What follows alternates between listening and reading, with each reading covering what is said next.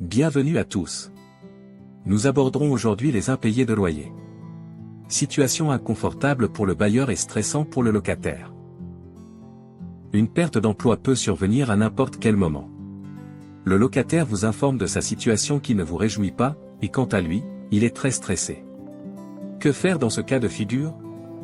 Nous allons voir dans cette vidéo ce qu'il convient de faire pour conserver une bonne entente. Voici les 5 conseils que nous suggérons à la fois aux bailleurs et aux locataires. 1. Une bonne communication pour déboucher sur un accord amiable. 2. Proposer des aides aux locataires. 3. Souscrire éventuellement à une assurance de garantie de loyers impayés pour le bailleur. 4. Avoir recours à un médiateur. 5. Enfin envisager la procédure d'expulsion raisonnée si la tentative amiable a échoué. Il est essentiel d'instaurer un dialogue constructif entre le locataire et le bailleur dès que les difficultés de paiement sont identifiées. Le locataire peut proposer un plan de remboursement échelonné pour régler ses impayés. Le bailleur, de son côté, peut demander à son conseiller bancaire un report de ses mensualités pour le prêt immobilier contracté, en expliquant la situation. Faudrait-il encore que le banquier veuille bien jouer le jeu?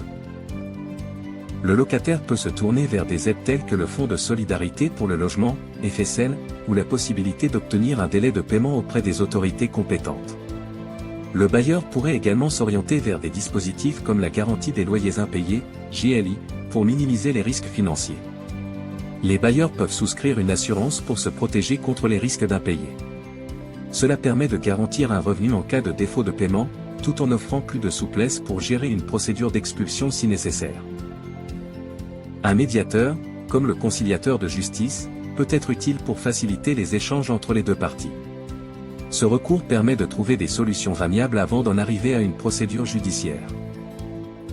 Si la situation ne se régularise pas malgré les tentatives amiables, le bailleur doit alors agir rapidement pour enclencher la procédure d'expulsion, sans attendre trop longtemps. Un retard dans cette procédure pourrait entraîner des coûts juridiques supplémentaires. Une approche empathique du bailleur peut favoriser un règlement amiable qui profite aux deux parties.